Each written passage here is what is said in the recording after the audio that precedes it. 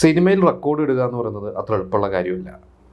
എന്നാൽ അടുപ്പിച്ച് 2 വർഷം തൻ്റെ സിനിമകളിലൂടെ കുറച്ച് റെക്കോർഡിട്ട ഒരു നടനുണ്ടായിരുന്നു മലയാള സിനിമയിൽ. ആ ഒരു നടൻ്റെ ആ ഒരു സിനിമകളെ കുറിച്ചാണ് ഇന്ന് ഞാൻ നിങ്ങളോട് ഡിസ്കസ് ചെയ്യാൻ പോകുന്നത്.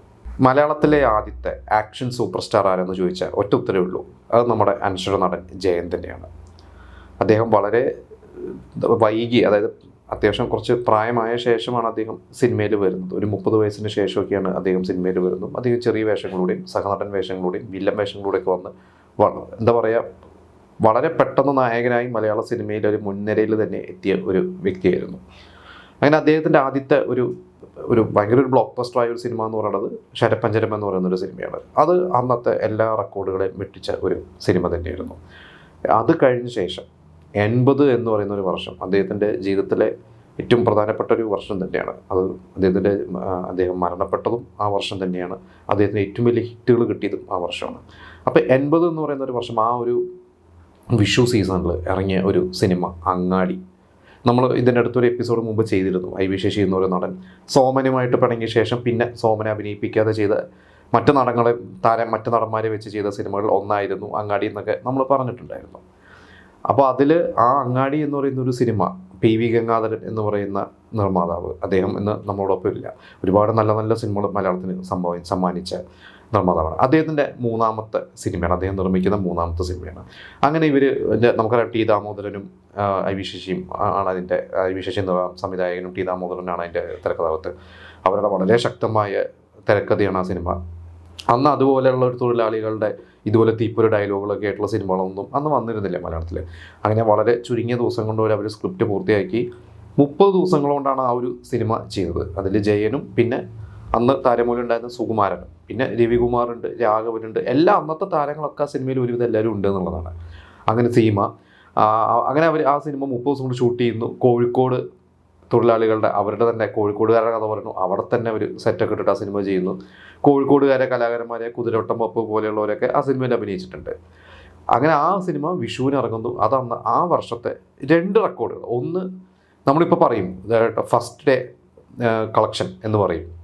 അതായത് നമുക്കറിയാം, ഇപ്പോൾ കേരളത്തിൽ അത് നമ്മുടെ എമ്പുരാനാണ് ആദ്യത്തെ ദിവസം ഏറ്റവും കൂടുതൽ കിട്ടിയ കളക്ഷൻ. ഇന്ന് കോടികളാണ്, അന്നും കോടികളല്ല ലക്ഷങ്ങളാണ് ഫസ്റ്റ് ഡേ കളക്ഷൻ. കാരണം അന്ന് വളരെ ലിമിറ്റഡ് തിയേറ്റേഴ്സിൽ, അതായത് 18 തിയേറ്ററിലാണ് അന്ന് അങ്ങാടി റിലീസായിരിക്കുന്നത്. കാരണം അന്ന് അത്ര മെയിൻ സ്ട്രീം തിയേറ്റേഴ്സേ ഉള്ളൂ. B-C തിയേറ്റേഴ്സ് ഉണ്ട്, പക്ഷേ എ സെൻറ്റേഴ്സ് എന്നൊക്കെ പറഞ്ഞാൽ വളരെ കുറവാണ്. നമുക്കറിയാം, ഒരു ജില്ലയിൽ ചിലപ്പോൾ ഒരു തിയേറ്ററൊക്കെ ഉണ്ടാവുള്ളൂ. അന്ന് റിലീസ് ചെയ്ത ആദ്യത്തെ ദിവസത്തെ ഫസ്റ്റ് ഡേ കളക്ഷൻ ആ വർഷം ഏറ്റവും കൂടുതൽ കളക്ട് ചെയ്തത് അങ്ങാടിയായിരുന്നു. ആ വർഷത്തെ എല്ലാ സിനിമകളും കൂടിയും ചേർത്ത് ടോപ്പ് ഗ്രോസറും അങ്ങാടി തന്നെയായിരുന്നു. അത് ആ ഇൻഡസ്ട്രി ഹിറ്റായിരുന്നു. അതുപോലെ എല്ലാ റെക്കോർഡും വെട്ടിച്ച്, എനിക്കൊന്ന് അതിന് മുമ്പ് മലയാള സിനിമയിൽ ഏറ്റവും കൂടുതൽ കളക്ട് ചെയ്തതിന് മുമ്പ് ശരപ്പഞ്ചനാണോ അതോ ജയൻ്റെ കരിയറിലെ ഏറ്റവും വലിയ ഹിറ്റ് ശരപ്പഞ്ചനായിരുന്നു. എന്തായാലും അതിൻ്റെ റെക്കോർഡ് വെട്ടിച്ച ഒരു സിനിമ തന്നെയായിരുന്നു അങ്ങാടി. അതാണ് ആ ഒരു വർഷത്തെ അദ്ദേഹത്തിൻ്റെ ഒരു റെക്കോർഡ് എന്ന് പറയുന്നത്. ഇത് കഴിഞ്ഞ് നമുക്കറിയാം 80 നവംബർ 16 അദ്ദേഹം വിട പറഞ്ഞത്.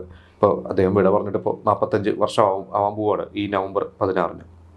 അത് കഴിഞ്ഞ് അദ്ദേഹം മരിച്ച ശേഷമാണ് അദ്ദേഹത്തിൻ്റെ കുറേ സിനിമകൾ റിലീസായത്. അതിൽ അദ്ദേഹത്തിൻ്റെ അവസാനത്തെ സിനിമ കോളിളക്കം.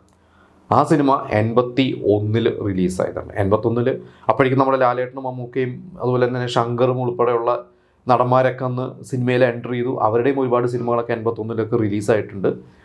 പക്ഷേ നമ്മളെ വിട്ടുപോയ ജയനോടുള്ള സ്നേഹവും ജയൻ്റെ അവസാനത്തെ സിനിമ എന്നുള്ള ആ ഒരു ഇതൊക്കെ ആയിരിക്കും ആളുകൾക്ക്. എന്തായാലും ആളുകൾ ആ സിനിമ തിയേറ്ററിൽ പോയി കണ്ട്, എല്ലാവരും പോയി കണ്ടു. റിപ്പീറ്റ് ഓഡിയൻസ് ഉണ്ടായിരുന്നു സിനിമയ്ക്ക്.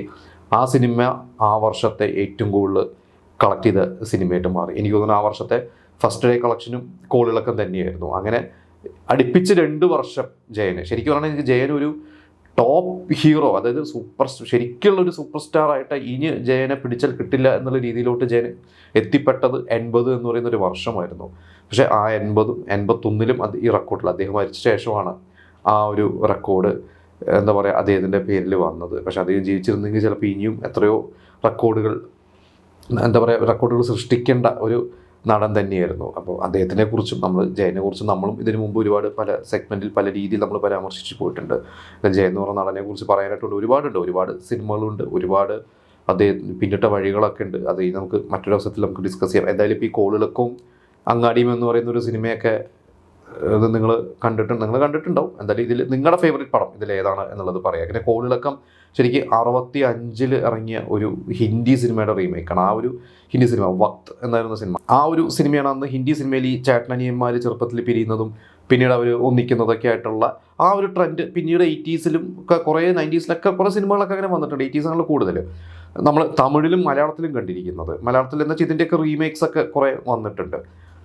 അതിൻ്റെ ഒരു തുടക്കം കുറിച്ച ഒരു സിനിമയായിരുന്നു ഈ വക്ത് എന്ന് പറയുന്നത്. അതിൽ സുനിൽ ദത്തും രാജ് കപൂറും ശശി കപൂറൊക്കെ ആയിരുന്നു അതിൽ ചേട്ടനനിയന്മാരായിട്ട് അഭിനയിച്ചത്. ആ സിനിമ അത് വളരെ ഒരു ഹിറ്റായിട്ടുള്ള സിനിമയായിരുന്നു. അപ്പോൾ എന്തായാലും ജയൻ്റെ സിനിമകൾ നമ്മളതാണ് പറഞ്ഞിരുന്നത്. ജയൻ മരിച്ച ശേഷം ജയൻ്റെ കാണാൻ അതായത് ജയൻ്റെ അവസാനത്തെ സിനിമകളൊക്കെ തിയേറ്ററിൽ ഇറങ്ങിയപ്പോൾ പ്രേക്ഷകരൊക്കെ ഇടിച്ചു കയറി എന്നുള്ളതാണ്. എന്തായാലും അതുപോലെ തന്നെയുള്ള കുറേ സിനിമകളുണ്ട്. അപ്പോൾ ജയൻ അഭിനയിക്കാനിരുന്നിരുന്നുണ്ട് മറ്റു തന്നെ നടന്മാർ ജയനെ മരണ ശേഷം അഭിനയിച്ച കുറേ സിനിമകളൊക്കെ ഉണ്ട്.